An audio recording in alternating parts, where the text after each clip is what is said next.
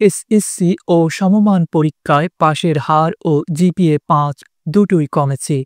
এবছর সকল বোর্ডের গড় পাসের হার ৬৮.৪৫ গত বছর যেখানে পাসের হার ছিল ৮৩.০৩ অর্থাৎ পাসের হার কমেছে প্রায় ১৫ এবছর মোট জিপিএ ৫ পেয়েছে ১,৩৯,০৩২ জন।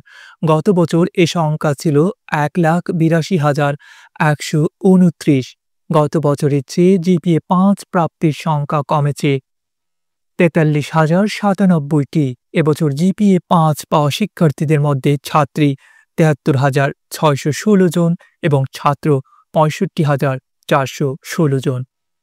বৃহস্পতিবার ১০ জুলাই দুপুরে মাধ্যমিক ও উচ্চ মাধ্যমিক শিক্ষা বোর্ড ঢাকা, রাজশাহী, কুমিল্লা, যশোর, চট্টগ্রাম, বরিশাল, সিলেট, দিনাজপুর, ময়মনসিংহ, বাংলাদেশ মাদ্রাসা শিক্ষা বোর্ড এবং বাংলাদেশ কারিগরি শিক্ষা বোর্ড একযোগে ফল প্রকাশ করে। এবার সর্বোচ্চ পাশের হার রাজশাহী বোর্ডে ৭৭.৬৩।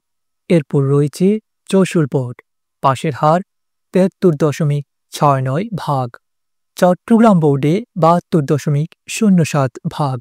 সিলেট বোর্ডে ৬৮.৫৭। ঢাকা বোর্ডে ৬৭.৫১। দিনাজপুর বোর্ডে ৬৭.০৩। কুমিল্লা বোর্ডে ৬৩.৬ ময়মনসিংহ বোর্ডে ৫৮.২২ এবং সবচেয়ে কম পাশের হার বরিশাল বোর্ডে, পাশের হার ৫৬.৩৮। মাদ্রাসা বোর্ডে পাশের হার ৬৮.০৯ এবং কারিগরি বোর্ডে পাশের হার ৭৩.৬৩। অপরদিকে জিপিএ ৫ প্রাপ্তির দিক দিয়ে এগিয়ে আছে ঢাকা বোর্ড। এ বোর্ডে জিপিএ ৫ পেয়েছে ৩৭,০৬৮ জন। এরপর রাজশাহী বোর্ডে ২২,৩২৭ জন, যশোর বোর্ডে ১৫,৪১০ জন, দিনাজপুর বোর্ডে ১৫,০৬২ জন, চট্টগ্রাম বোর্ডে ১১,৮৪৩ জন, কুমিল্লা বোর্ডে ৯,৯০২ জন, ময়মনসিংহ বোর্ডে ৬,৬৭৮ জন, সিলেট বোর্ডে ৩,৬১৪ জন, বরিশাল বোর্ডে ৩,১১৪ জন।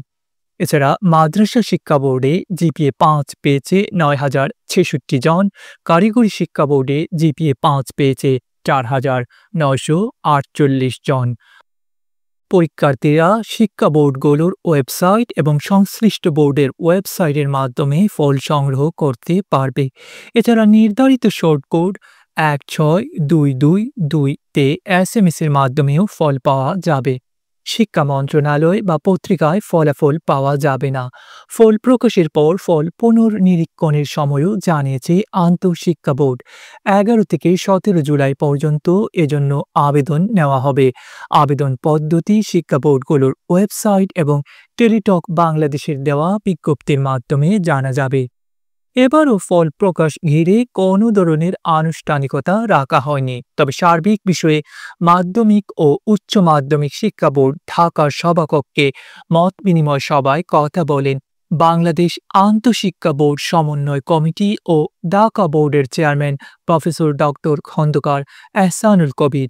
এবারের ফলাফল প্রসঙ্গে তিনি বলেন, যে ফল প্রকাশিত হয়েছে সেটি প্রকৃত ও সত্য। কোনো ধরনের অতিরিক্ত নম্বর দেওয়ার জন্য কাউকে বলা হয়নি। সামগ্রিকভাবে এবারের ফলে প্রকৃত চিত্র উঠে এসেছে।